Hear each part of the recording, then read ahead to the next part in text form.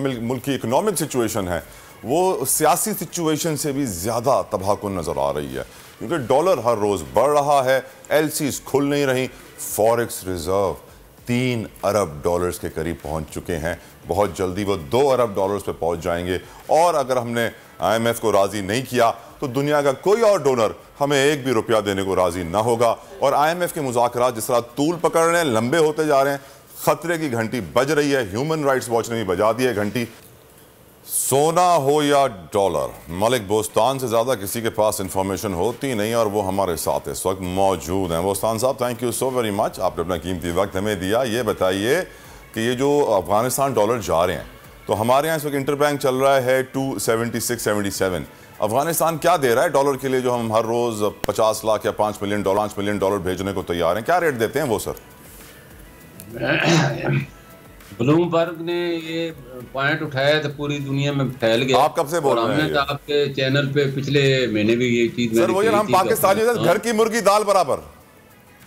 हाँ, बस यही बात है। हमने कहा कि हमारा ये मैशियत को तबाह कर रहा है Afghan trade policy, Afghan transport policy, Afghan border policy और अफगान बॉर्डर पॉलिसी। ये चारों पॉलिसी हमारे लिए नुकसानदेह साबित हो रही हैं और हमारा बिलियन ऑफ डॉलर जो है हर महीने चला जाता है वहाँ पे। और हमारी पॉलिसी ऐसी हैं कि हम अपने पाँव पे खुद कुल्हाड़ी मार रहे हैं।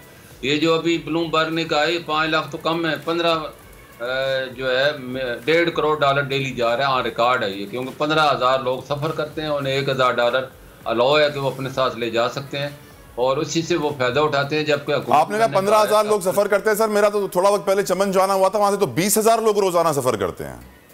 हमने जो कम से कम बताया, बाद का 30,000 भी होते हैं, एवरेज 15,000। तो वो मेरा कहने क्या रेट क्या दे रहा है अफगानी? सर, अफगानी रेट क्या दे रहा है डॉलर का जो हम उसके मुंह में भरे जा रहे हैं? देखो जी, जब से कैप नहीं उठाया था तो हमारा उनका रेट का 20 रुपए का फर्क था। फिर हमने कैप हटा दिया इंटरेस्ट ऑफ कंट्री का, हमारा इंटरबैंक का रेट से और हमारे रेट से 20 रुपए का फर्क था, ब्लैक मार्केट का और हवाला मार्केट का और काबुल मार्केट का। अब अल्लाह का शुक्र हमारा रेट बराबर है। जब से हमने कैप हटाया हमारा रेट भी आज कल जो क्लोज हुए 275 पे था, इंटरबैंक भी 276 पे था और वहाँ पे 273 था, वहाँ कम था।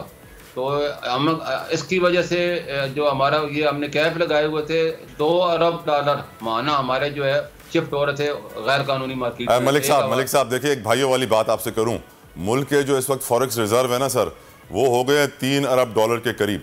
कुछ दे दें आप 2-4 अरब इन्हें सर, मुल्क को सहारा मिल जाएगा। देखो, हमने हुकूमत को प्रपोजल भेजा हुआ है आज से 1 महीना पहले कि हम मेरी बाहर की जो ट्रेड कंपनी है, एक्सचेंज कंपनी है, मनी ट्रांसफ़र कंपनी है, ओवरसीज पाकिस्तानी है, उनके बड़े जो ऑनर है मल्टीनेशनल कंपनियों के, तो उन्होंने हमसे वादा किया है कि हम तकरीबन 1 अरब डॉलर मना लाने की सलाहियत रखते हैं उधार पे 2 साल के लिए। तो 12 अरब साल के हम दे सकते हैं। हमने 1998 में भी ये रोल अदा किया था ओवरसीज पाकिस्तानियों से और वहाँ की कंपनी से लेके हुकूमत को दिए थे और अब भी हम तैयार है। हुकूमत अभी क्योंकि IMF के साथ एंगेज है, हो सकता है इसके बाद हमारे साथ रब्ता करे। सर, ये एंगेजमेंट थोड़ी ज़्यादा नहीं हो गई है? काफ़ी वक्त से 1 हफ्ता 10 दिन हो गए मुज़ाकरात चल रहे हैं, अंदर की खबर तो आपके पास भी होगी। जी, हमारी भी मीटिंग हुई थी IMF वालों के साथ और टेक्निकल स्टाफ के साथ और हमने उनसे रिक्वेस्ट भी की थी कि आपकी पाकिस्तान की मैशत जो है सैलाब में और दहशतगर्दी में तबाह हो चुकी है, तो आप हमारे साथ रवैया नरम रखें, शराइत अपनी नरम करें। हमने ईरान के साथ 1900 अरब का फुट का गैस का सस्ती गैस का पाइपलाइन का मंसूबा साइन किया था, जो कि उन्होंने तैयार कर लिया और हमने इकनॉमिक सेक्शन की वजह से, आपकी वजह से और दुनिया की वजह से उसको अवेल नहीं कर रहे। और उन्होंने अब हमें धमकी भी दे दी है कि आप इस्लामी मुल्क होने के नाते हमने आपको आलमी अदालत में नहीं ले जाए, लेकिन हम 18 अरब डॉलर का आप पे क्लेम कर देंगे। तो फिर मैंने बोला फिर आप भरें, हमें आप मना करते हैं, आप फिर ये क्लेम दें, हम इतनी बड़ी चट्टी कहाँ से भरेंगे? तो हमारे साथ कोई रवैया। IMF हमारा दोस्त है दुश्मन है मलिक साहब? जी, क्या कहा आपने? IMF हमारा दोस्त या दुश्मन? देखो, दुश्मन तो नहीं कह सकते, दोस्त है, और लेकिन हम उनकी चीज़ें मानते नहीं हैं, फिर हम दुश्मनी पे जब वो उनका मेरी उनसे चीज़ें हुई हैं। मैंने कि अवाम का नज़रिया ये है कि आप अवाम दुश्मन है। आप जब भी आते हैं पेट्रोल पे चीज़ें बढ़ाते हैं, गैस पे चीज़ें टैक्स बढ़ाते हैं और वही चीज़ होती है जो कि रिलेटेड अवाम से होती हैं। तो आप ऐसे प्रपोजल दें जिससे फॉरेन एक्सचेंज बढ़े और अवाम पे असर नहीं आए। तो उन्होंने कहा जी आपकी हुकूमत ही हमने जो पैसा जो देना है उसकी वापसी का हमने पूछने हैं कि कब वापस करेंगे और किस तरह करोगे, और वादे करके जो है वादा वफा नहीं करते, पासदारी नहीं करते। लेकिन उनका उम्मीद है कि जुमेरात तक ये मुज़ाकरात कामयाब हो जाएंगे। जुमेरात तक आपने क्यों कहा सर? वाई जुमेरात?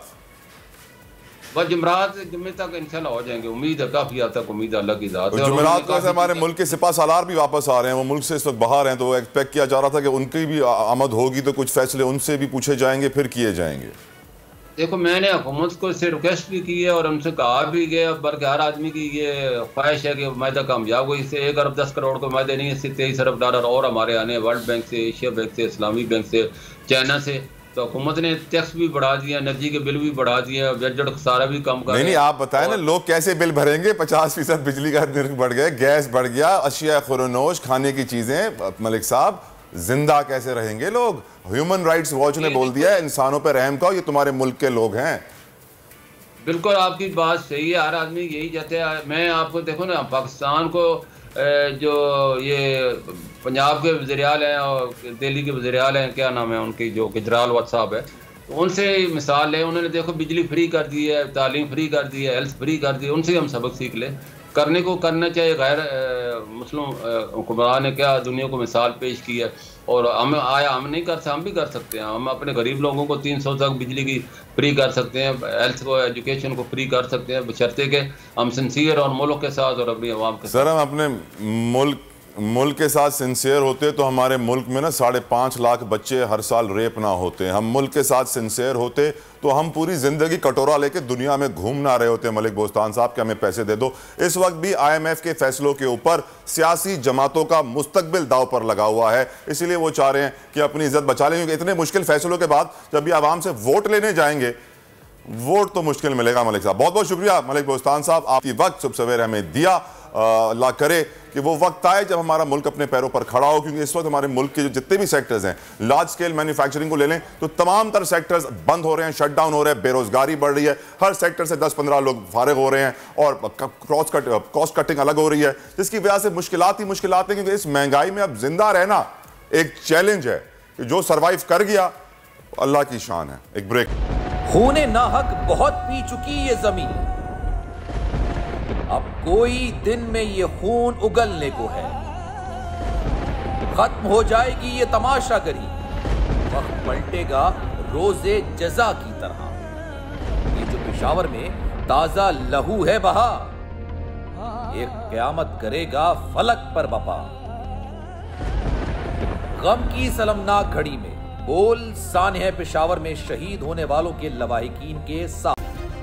सब्सक्राइब करें और बेल दबाएं ताकि कोई खबर रह न जाए।